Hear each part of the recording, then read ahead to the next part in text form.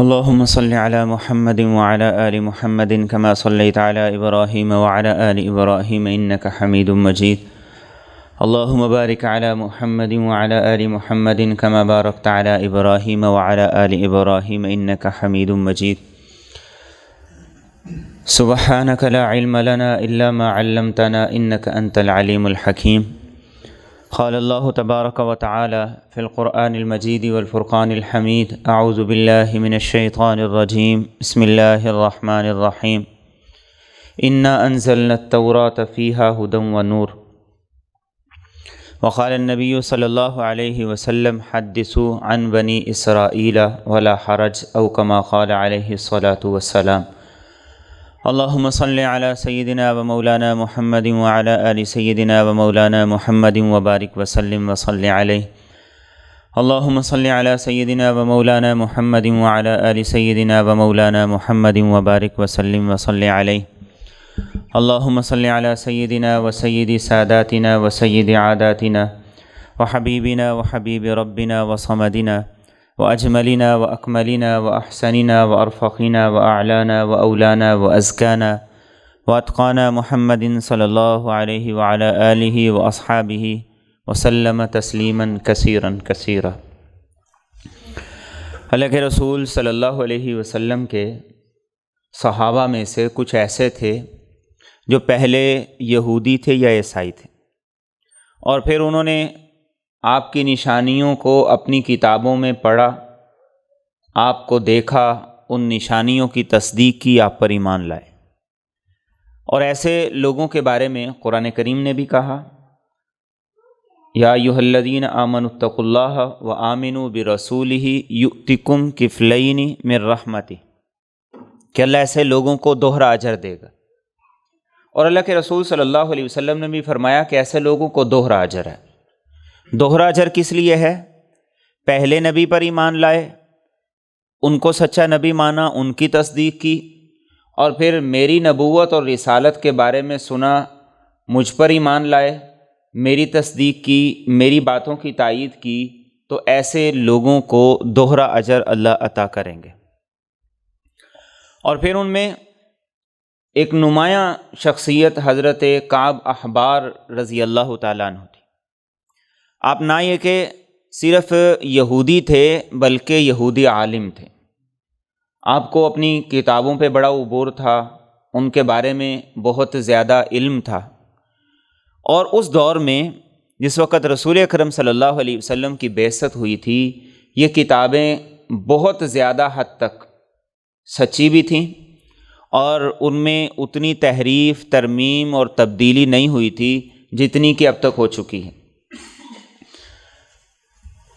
تو حضرت کعب احبار رضی اللہ تعالیٰ عنہ بہت سی ایسی روایات بیان کرتے تھے جو کہ پہلی کتابوں میں تھی، اور اللہ کے رسول صلی اللہ علیہ وسلم کو صحابہ پوچھتے بھی تھے، سوال بھی کرتے تھے.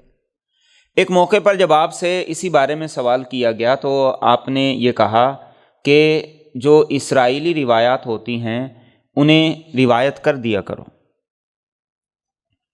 اب یہ دیکھنا ہوگا کہ ان میں سے کون سی ایسی ہے جو قرآن اور سنت کے مطابق ہے اور کون سی مخالف ہے.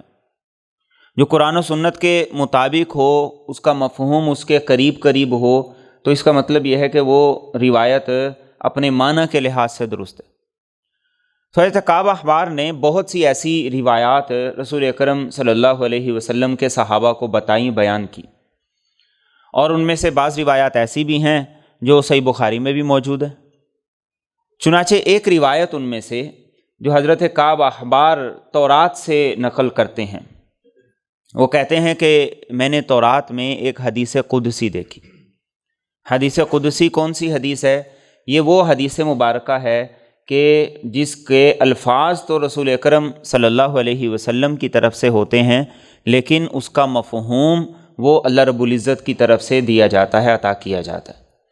اور اسی لیے حدیث قدسی کا جو آغاز ہوتا ہے وہ اسی طریقے سے ہوتا ہے کہ قال اللہ عز وجل، اللہ عز وجل یہ بات فرماتے ہیں، اللہ عز وجل یہ کہتے ہیں، اللہ عز وجل کا یہ فرمان عالی شان ہے. تو حضرت کعب احبار کہتے ہیں کہ میں نے تورات میں ایک حدیث قدسی پڑھی ہے، اور وہ حدیث قدسی کیا ہے وہ آج ہمارا کا موضوع ہے۔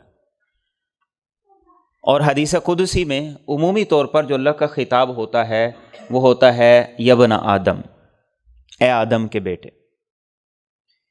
آدم کے بیٹے کون ہیں؟ ساری کی ساری انسانیت، مسلمان بھی غیر مسلم بھی، اپنے آپ کو کسی بھی دین کا جو پیروکار مانتا ہے وہ یبن آدم میں داخل ہے، وہ آدم کی اولاد ہے، وہ آدم کے بیٹے ہیں، وہ آدم کی نسل ہے۔ تو اللہ حدیث قدسی میں یہ انداز اختیار کرتے ہیں یبن آدم، یا دوسرا انداز اختیار کرتے ہیں یبن عبدی، اے میرے بندے۔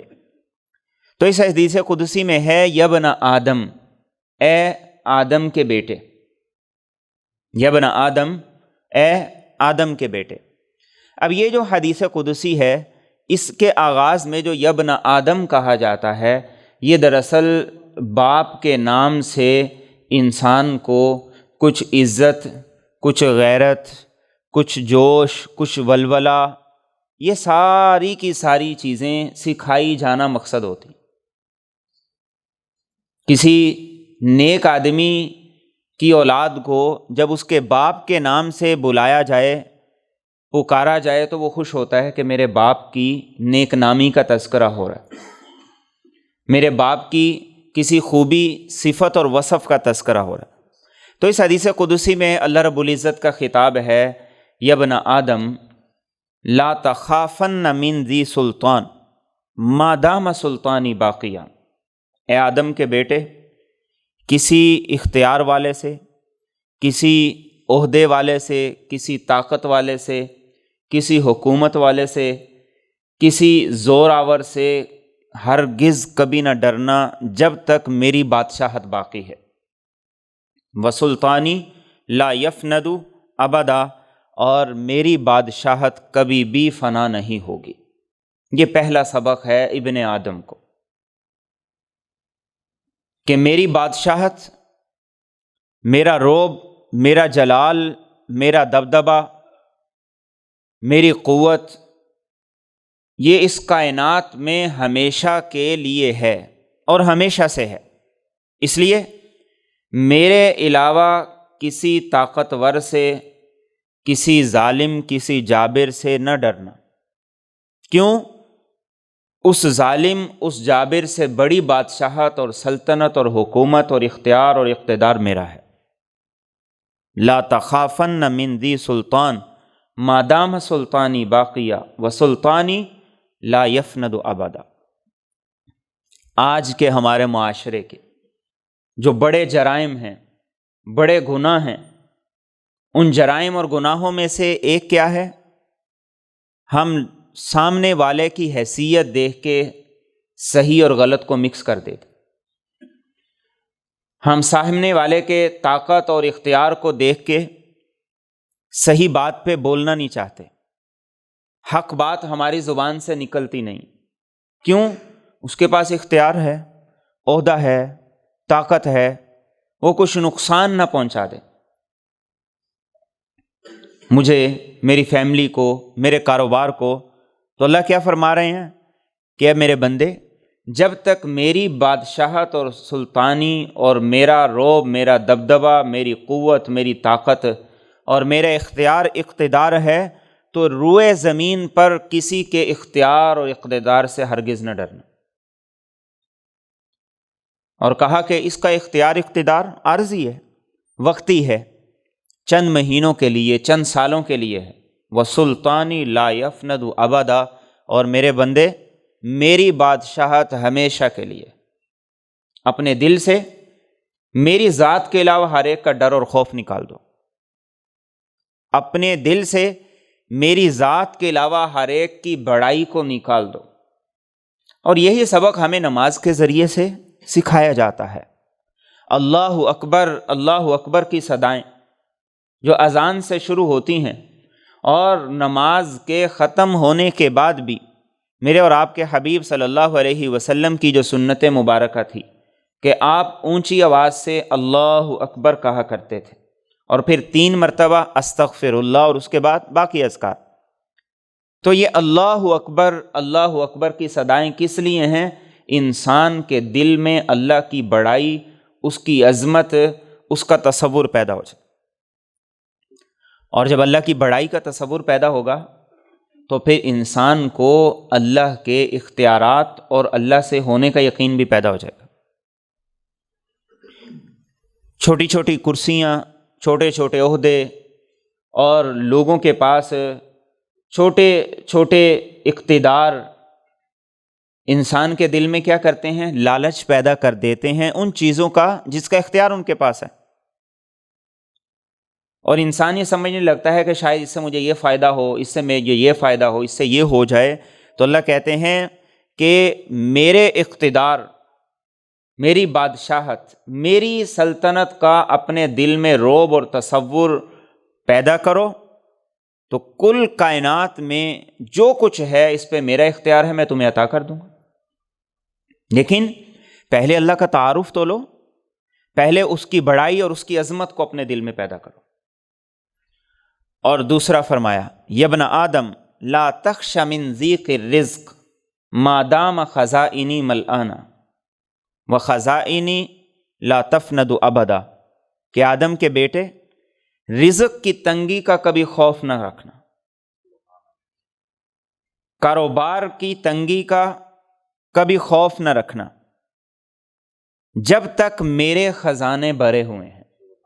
اور فرمایا کہ میرے خزانے کبھی بھی خالی نہیں ہوں گے، وہ ہمیشہ بھرے کے بھرے رہیں گے، چاہے ساری کائنات کو ان کے سوال کے مطابق، ان کی خواہش کے مطابق میں عطا بھی کر دوں۔ رزق کے معاملے میں رزق کی تنگی سے خوف نہ کرنا، ڈرنا نہیں۔ کیوں؟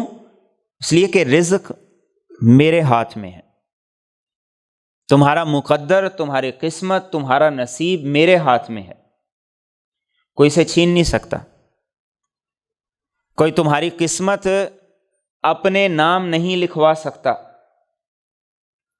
کوئی تم سے تمہارے رزق کو، تمہارے مقدر کو نہیں چھین سکتا۔ تو تم رزق کی تنگی سے نہ ڈرنا، رازق میں ہوں، میں نے دینا ہے، میں نے فیصلہ کر دیا ہے، اور اس فیصلے کو کل کائنات مل کے تبدیل نہیں کر سکتی۔ اس لیے اے آدم کے بیٹے، رزق کی تنگی کا کبھی خوف نہ رکھنا، کبھی ڈرنا نہیں۔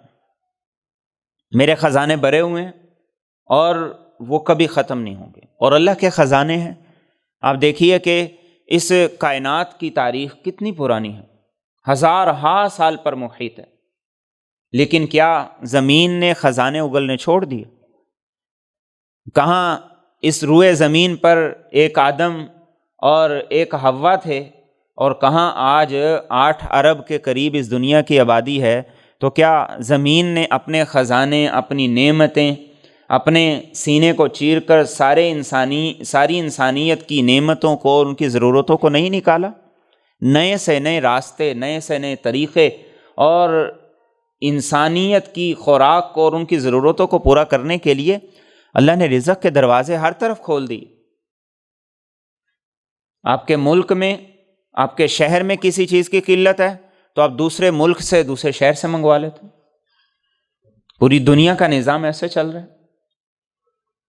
تو دوسری بات کیا فرمائی کہ آدم کے بیٹے، رزق کی تنگی کا کبھی خوف نہ کرنا، جب تک میرے خزانے بھرے ہوئے ہیں، اور میرے خزانے کبھی خالی نہیں ہوں گے۔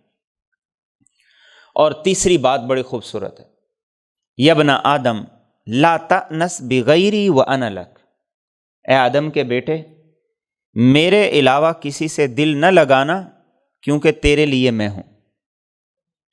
اے آدم کے بیٹے، لا تأنس بغیری وانا لک، میں ہوں، میرے ہوتے ہوئے کسی اور سے دل نہ لگانا، کسی اور کو یہ دل نہ دینا، کسی اور سے وہ توقعات نہ رکھنا کہ جس کا نقصان اور نتیجہ دنیا اور آخرت میں دونوں میں بھگتنا پڑے۔ وَأَنَا لَكَ، میں ہوں، اور میں کیسا ہوں؟ جو ہر وقت ہوں، ہر لمحے ہوں، ہر گھڑی ہوں، ہر ایک کے لیے ہوں۔ لا تأخذہ سنۃ ولا نوم، اونگ کوئی نہیں، نیند کوئی نہیں، چھٹی کوئی نہیں، وقفہ کوئی نہیں، بریک کوئی نہیں، ہر ایک کے لیے ہوں۔ کتنی انسانیت ہے جو اللہ کو بیک وقت پکارتی ہے اور مسلسل پکارتی رہتی ہے۔ وہ ہر ایک کو عطا کر رہا ہوتا ہے، وہ ہر ایک کی سن رہا ہوتا ہے، وہ ہر ایک کی پکار پہ فیصلے کر رہا ہوتا ہے۔ کل یوم ھو فی شأن، ہر وقت فیصلے جاری ہو رہے ہوتے ہیں۔ اور کہا کہ یہ کوئی ایسی بات نہیں ہے، فَإِن طَلَبْتَنِي وَجَدْتَنِي، کہ میرے بندے اگر تو مجھے پانے کی تھوڑی سی بھی کوشش کرے گا میں مل جاؤں گا۔ اور جتنا اللہ کو پانا آسان ہے کسی کو پانا آسان نہیں ہے، جتنا اللہ کو راضی کرنا آسان ہے کسی کو راضی کرنا آسان نہیں ہے، جتنا اس کے قریب ہونا آسان ہے کسی کے قریب ہونا آسان نہیں ہے، اور جتنی وہ انسان سے محبت کرتا ہے کوئی انسان سے محبت نہ کرتا ہے نہ کر سکتا ہے۔ وہ غنی ہے، وہ حمید ہے، وہ صمد بے نیاز ہے، اسے کوئی ضرورت نہیں ہے، لیکن فرمایا کہ اے بندے تم میرے علاوہ کسی سے دل نہ لگانا، میں ہوں۔ زندگی کا بھی ایک مرحلہ ایسا انسان پہ آ جاتا ہے کہ انسان اکیلا بستر پہ پڑا رہتا ہے، بچے، اولاد، سارے کے سارے اپنے زندگی کے مصروف اور دندے میں ہوتے ہیں۔ صبح باپ کو پوچھ لیا، شام کو باپ کو پوچھ لیا، بس اس کے علاوہ تو نہیں۔ لیکن اللہ کیا فرما رہے ہیں کہ اے میرے بندے میرے علاوہ کسی سے دل نہ لگانا، میں ہوں تیرے لیے، اور اگر تو میری طرف آنے کی کوشش کرے گا تو اللہ حدیث قدسی میں بڑی خوبصورت بات ارشاد فرماتے ہیں کہ میرے بندے اگر تو ایک بالشت آگے بڑھے گا میں ایک ہاتھ آگے بڑھوں گا، اگر تو چل کے آئے گا تو میری رحمت دوڑ کے تیری طرف آئے گی۔ اور فرمایا وَإِنْ أَنِسْتَ بِغَيْرِ فُتُّكَ وَفَاتَكَ الْخَيْرُ كُلُّهُ، کہ میرے بندے اگر تو نے میرے علاوہ کسی اور چیز کو اپنی زندگی کا مقصد بنا لیا، کسی اور چیز سے اپنا دل لگا لیا اور میں تجھ سے چھوٹ گیا تو یاد رکھ اس دنیا کی ہر خیر اور بلائی تجھ سے چھوٹ جائے گی۔ یہ دنیا ساری کی ساری تیرے پاس ہوتے ہوئے بھی تجھ سے روٹھ جائے گی۔ تو اپنا دل اللہ سے لگائیں، اپنے دل کا کنیکشن اس سے بحال کریں، آپ اللہ سے باتیں کریں، اپنی جلوت اور خلوت میں اپنے دل کو اللہ کی طرف متوجہ کر کے رکھیں، ذکر کے ذریعے سے، دعا کے ذریعے سے۔ اور اس کے بعد فرمایا یا ابن آدم خلقتک لعبادتی فلا تلعب، کہ میرے بندے میں نے تجھے اپنی عبادت اور بندگی کے لیے پیدا کیا ہے، کھیل کود میں اور دنیا کے تماشے میں وقت نہ ضائع کر۔ میں نے تجھے اپنی عبادت کے لیے پیدا کی، اپنے لیے پیدا کیا ہے۔ ساری کائنات انسان کے لیے قربانی دیتی ہے، انسان اشرف المخلوقات ہے، وَلَقَدْ كَرَّمْنَا بَنِي آدم، ساری کائنات کی قربانی ہے انسان کے لیے۔ سورج، چاند، ستارے، زمین، کل کائنات کا نظام، الٹیمیٹ اس کا فائدہ کس کو ہے؟ انسان کو ہے۔ اور زمین میں آپ دیکھیں، زمین غلے نکالتی ہے، اناج نکالتی ہے، چارہ نکالتی ہے، یہ ساری کی ساری چیزیں یا براہ راست انسان کے لیے ہیں یا جانوروں کے لیے۔ زمین سے جو کچھ نکلتا ہے وہ انسان کو فائدہ دیتا ہے یا جانوروں کو فائدہ دیتا ہے، اور جانوروں کو جس چیز سے فائدہ ملتا ہے تو آگے جانور کس کے کام کے؟ انسان کے کام کے۔ انسانوں کو اللہ رب العزت ان جانوروں کے ذریعے سے خوراک دے رہا ہے۔ پرندوں کو فائدہ ہے تو پرندے کس کے کام کے ہیں؟ کون ان سے غذائیت حاصل کر رہا ہے؟ انسان حاصل کر رہا ہے۔ کون ان سے فائدہ حاصل کر رہا ہے؟ انسان۔ تو زمین قربانی دے رہی ہے انسان کے لیے، حیوانات چرند پرند یہ قربانی دے رہے ہیں انسان کے لیے۔ تو اللہ کیا فرما رہے ہیں کہ اے ابن آدم، میں نے تجھے اپنی بندگی کے لیے پیدا کیا ہے، فلا تلعب، تو زندگی کے کھیل تماشے میں لگ کے مجھے بھول نہ جانا، اس مقصد زندگی کو بھول نہ جانا کہ تجھے ایک بڑی ذات کے لیے بنایا گیا ہے۔ تیری زندگی کا مقصد اس کی عبادت اور اس کی بندگی ہے، اور اس کی عبادت اور بندگی صرف نماز نہیں ہے، اس کی عبادت اور بندگی صرف چند کام نہیں ہے، زندگی کے ہر عمل کو، زندگی کے ہر کام کو اس کی مرضی کے مطابق کرنا، یہ اس کی بندگی ہے، چاہے وہ خوشی ہے یا غمی ہے، انسان غصے میں ہے یا انسان اطمینان اور قرار سکون میں ہے، ہر حالت میں اس اللہ کے امر، فیصلے اور اس کی خواہش اور مرضی کو دیکھنا یہ عبادت بندگی ہے۔ اور فرمایا اللہ نے وَقَسَمْتُ رِزْقَكَ فَلَا تَتْعَبْ، کہ میرے بندے میں نے تیرا رزق بھی تقسیم کر دیا ہے، لہٰذا اپنے آپ کو ضرورت سے زیادہ نہ تھکا، ضرورت سے زیادہ ٹینشن نہ لے، ضرورت سے زیادہ پریشان نہ ہو۔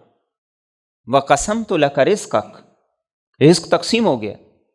اللہ کے رسول صلی اللہ علیہ وسلم نے ایک حدیث مبارکہ میں یہ بات واضح طور پہ کہی کہ انسان جب ماں کے پیٹ میں ہوتا ہے، 4 ماہ کے بعد جو چیزیں اس کے لیے طے کر دی جاتی ہیں ان میں سے ایک اس کا رزق ہے، طے ہو گیا۔ دنیا میں بعد میں آیا ہے، اس کا رزق پہلے لکھ دیا گیا ہے، طے کر دیا گیا ہے۔ تو اللہ کیا فرما رہے وَقَسَمْتُ رِزْقَكَ فَلَا تَتْعَبْ، کہ میرے بندے میں نے تیرا رزق لکھ دیا ہے، اپنے آپ کو ضرورت سے زیادہ نہ تھکا۔ وَفِي أَكْثَرَ مِنْهُ فَلَا تَطْمَعْ وَفِي أَقَلَّ مِنْهُ فَلَا تَجْزَعْ، زیادہ ہو جائے تو اور زیادہ کی لالچ میں نہ پڑ، اور تھوڑا ہو تو رونا دھونا نہ ڈال، زیادہ دیا ہے تو لوگوں کے ساتھ اچھا کر، تھوڑا ہے تو اس اللہ سے مانگ جس کے خزانے ہیں، وسیع ہیں، نہ ختم ہونے والے ہیں، نہ شکری نہ کر، نہ قدری نہ کر، اس کے تھوڑے کو بھی زیادہ سمجھ۔ فَإِنْ أَنْتَ رَضِيتَ بِمَا قَسَمْتُهُ لَكَ أَرَحْتُ قَلْبَكَ وَبَدَنَكَ، بڑی خوبصورت بات اللہ نے فرمائی، فرمایا کہ اگر تو میری تقسیم پر راضی رہے گا، خوش رہے گا، اور اس فیصلے پر تو اللہ کا شکر ادا کرے گا، اَرَحْتُ قَلْبَكَ وَبَدَنَكَ، تو اے میرے بندے میں تیرے دل کو اور تیرے بدن کو سکون اور قرار عطا کروں گا۔ وَكُنْتَ عِنْدِي مَحْمُودًا، اور میرے نزدیک تو قابل تعریف ہوگا۔ اللہ کی تقسیم پر راضی رہنا، اس کے فیصلے پر راضی رہنا، اور اس نے جو میرے اور آپ کے لیے طے کر دیا ہے اس پہ شکر گزار ہونا، یہی وہ راستہ ہے جو انسان کو اس دنیا کی زندگی میں راحت اور سکون عطا کرے۔ اور جو اللہ کے فیصلے کے خلاف کھڑا ہو جائے،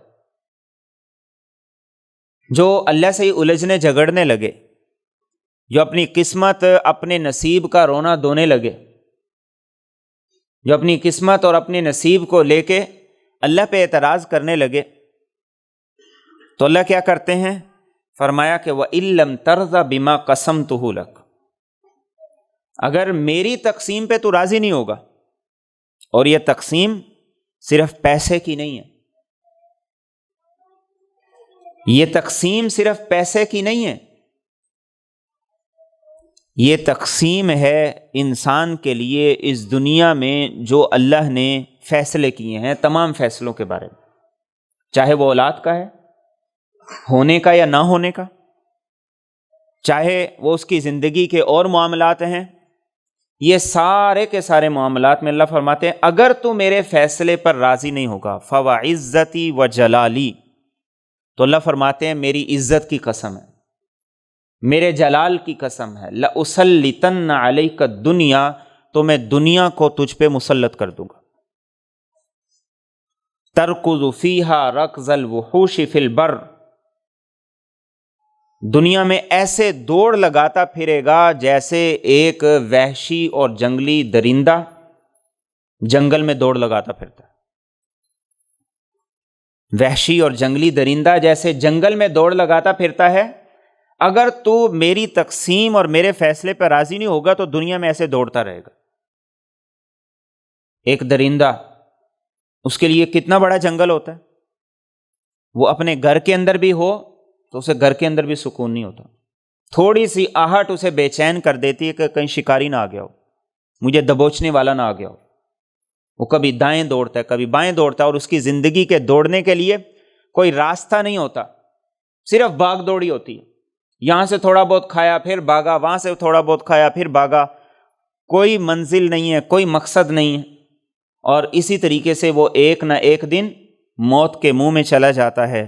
تو اللہ کیا فرما رہے ہیں کہ میرے بندے، اگر تو میری تقسیم پر راضی نہیں ہوگا تو میری عزت اور جلال کی قسم ہے، میں دنیا کو تجھ پہ مسلط کروں گا، اور وحشی درندوں کی طرح تو دنیا میں دوڑتا رہے گا، کسی بھی جگہ پہ جا کے، کسی بھی سٹیج پہ جا کے تجھے نہ سکون آئے گا، نہ قرار آئے گا، نہ راحت ملے گی۔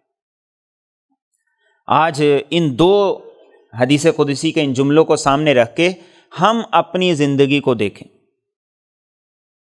اس کی دوڑ بھاگ کو دیکھیں، روزمرہ کی مصروفیات کو دیکھیں، اپنے معاملات زندگی کو دیکھیں۔ سب کچھ حاصل کر کے بھی آخر ہم مطمئن کیوں نہیں ہیں؟ ہمیں قرار کیوں نہیں ہے؟ ہمیں سکون کیوں نہیں ہے؟ اطمینان کیوں نہیں ہے؟ کمی تو کسی چیز کی نہیں ہے۔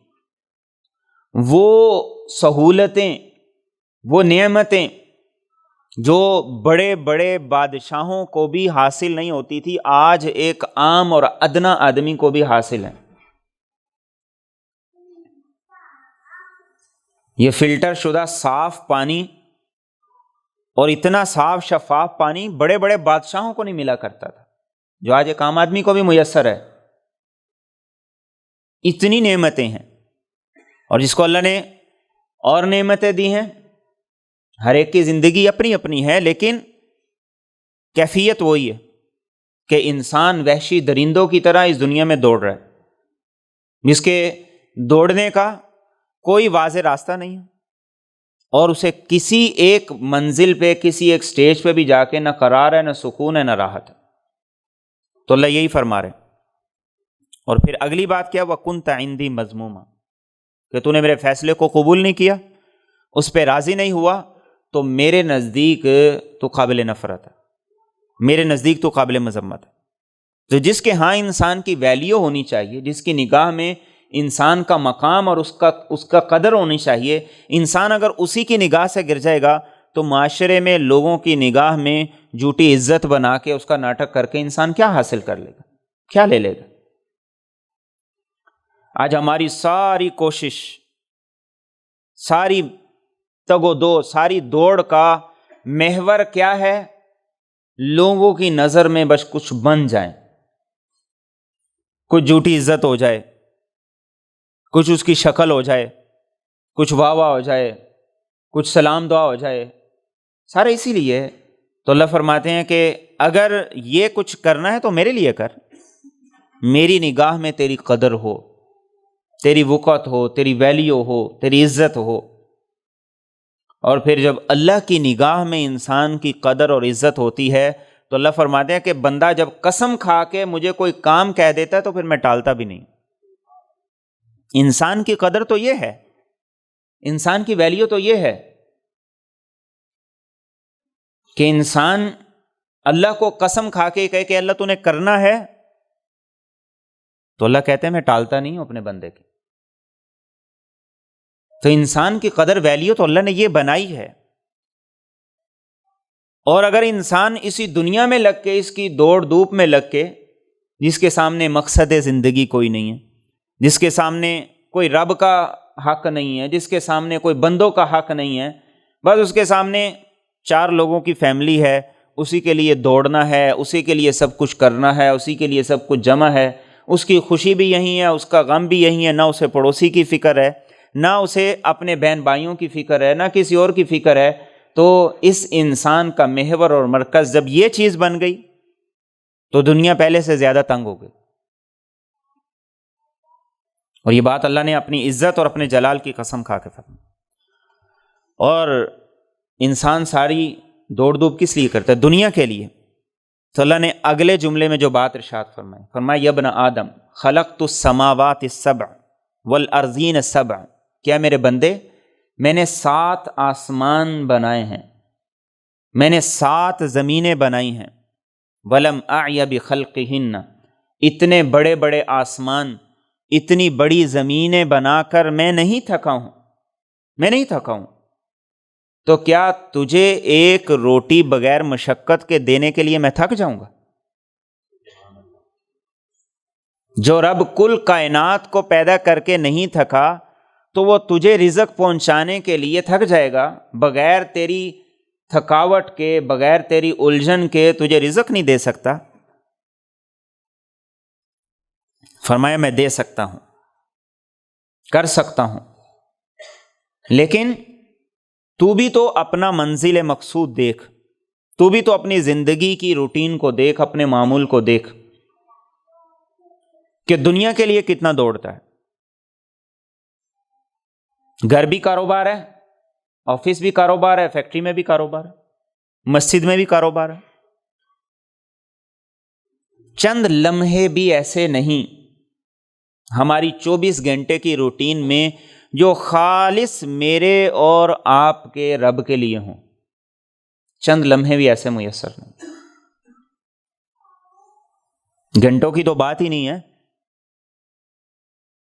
منٹ بھی بہت زیادہ ہو گئے. چند لمحے بھی ایسے میسر نہیں ہیں تنہائی کے کہ جو صرف اور صرف میرے اور میرے رب کے درمیان ہوں. اور دنیا داری کب شروع ہوتی ہے، کب ختم ہوتی ہے، جس کا نہ کوئی سرا ہے اور نہ ہی کوئی اختتام ہے، نہ آغاز ہے نہ اختتام ہے. زندگی کی ایک دوڑ ہے جس میں انسان لگا ہوا ہے، اور یہ انسان نے خود نہیں اپنے لیے چوز کی، خود نہیں اختیار کی، اللہ کی طرف سے یہ مسلط کر دی گئی.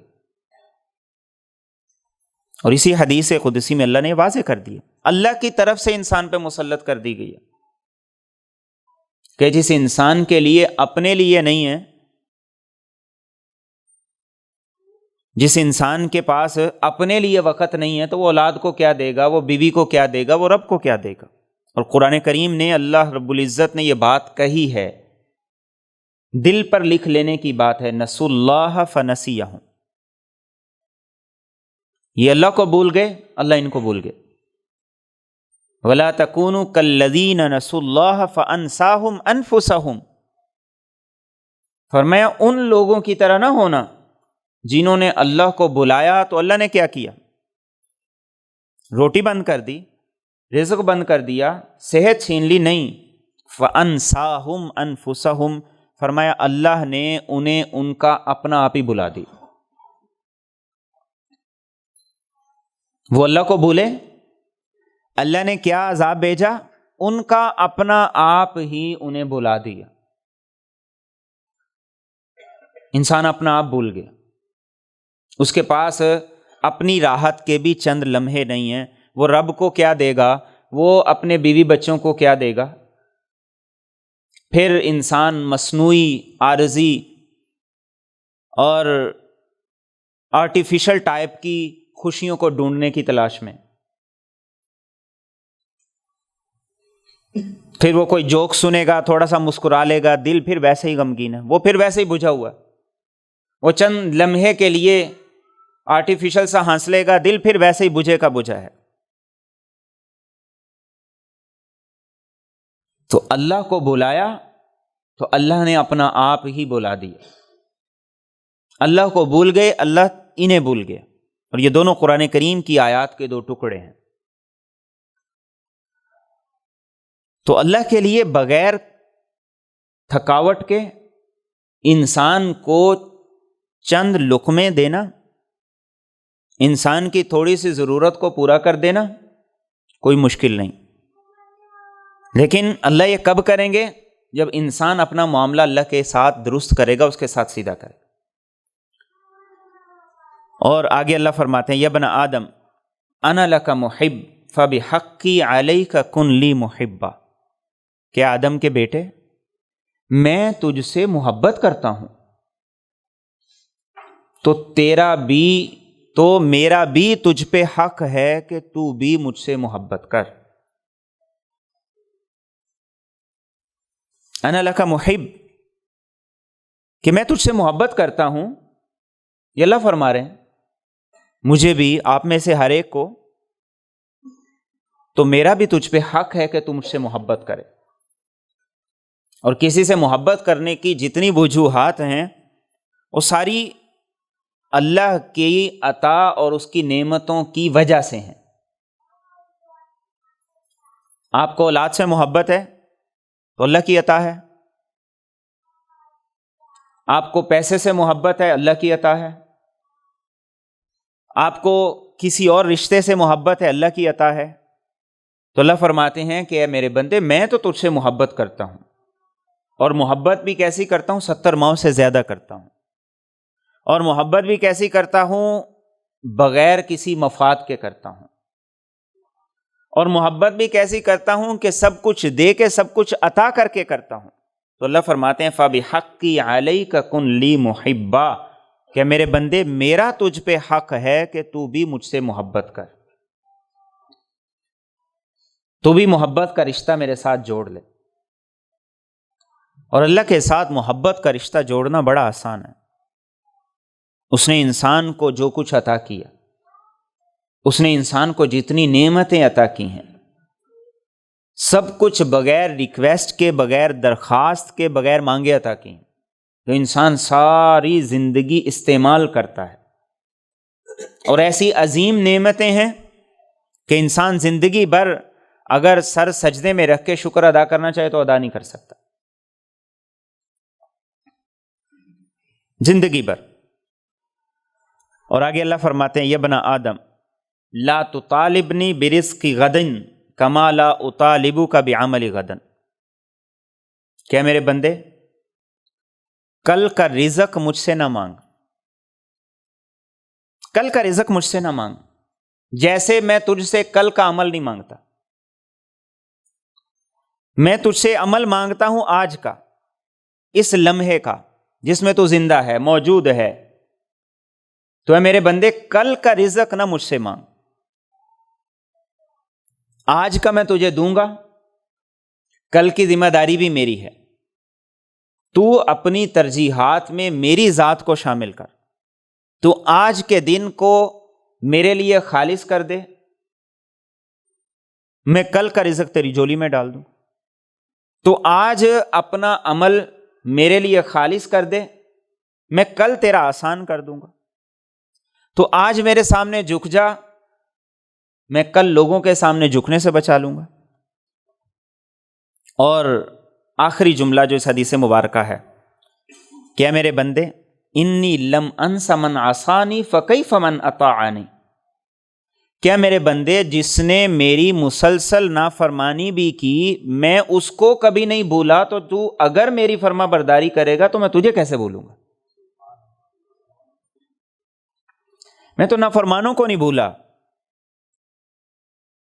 میں تو گناہ گاروں کو نہیں بھولا، مجرموں کو نہیں بھولا، تو جو میری اطاعت فرما برداری کرے گا، مقصد زندگی کو درست کرے گا، تو میں اسے کیسے بھول جاؤں گا؟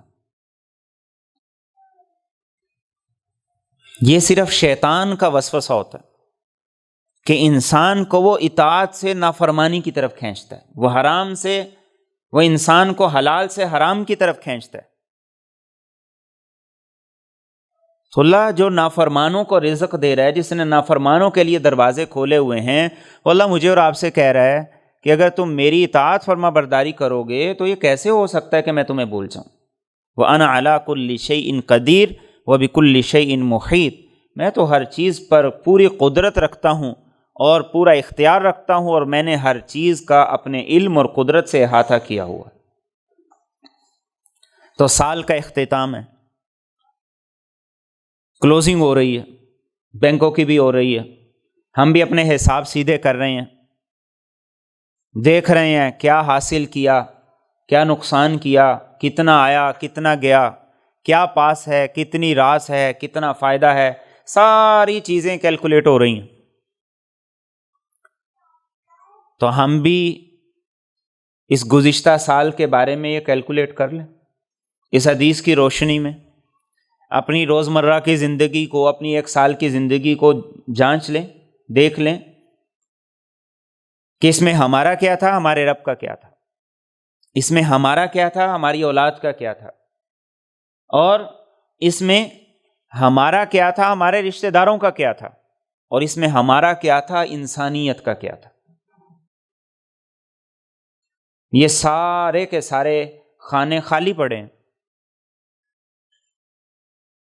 نہ ہماری اولاد کے لیے اس میں کچھ ہے ہماری طرف سے، نہ ہمارے رشتہ داروں کے لیے، نہ انسانیت کے لیے ہے، نہ ہمارے رب کے لیے۔ تو پھر ایک سال نہیں، صدیاں بیت جاتی ہیں، سال ہا سال گزر جائیں گے، حاصل کچھ نہیں آئے گا۔ انسان ہمیشہ پھر وہ احساس کمتری میں مبتلا رہے گا۔ جب تک یہ دل نہیں بھرے گا تب تک کل کائنات لے کر بھی انسان خالی ہاتھ رہے گا۔ یہ دل بھر جائے گا تو انسان کے پاس 2 وقت کی روٹی بھی ہوگی، وہ کل کائنات کا بادشاہ بن کے زندگی گزارے گا۔ آج اس بات کی ضرورت ہے، اپنے رب کو وقت دیں، اور بہت مشکل ہو گیا ہے اسے وقت دینا۔ ہم 5 منٹ موبائل کے بغیر نہیں زندہ رہ سکتے۔ آپ کبھی ایکسپیریمنٹ کر لیں، 5 منٹ آپ موبائل کو سائڈ پہ رکھ کے، گھڑی پہ دیکھ کے آپ نہیں گزار سکتے، کھجلی ہوتی ہے، بار بار ہوتی ہے۔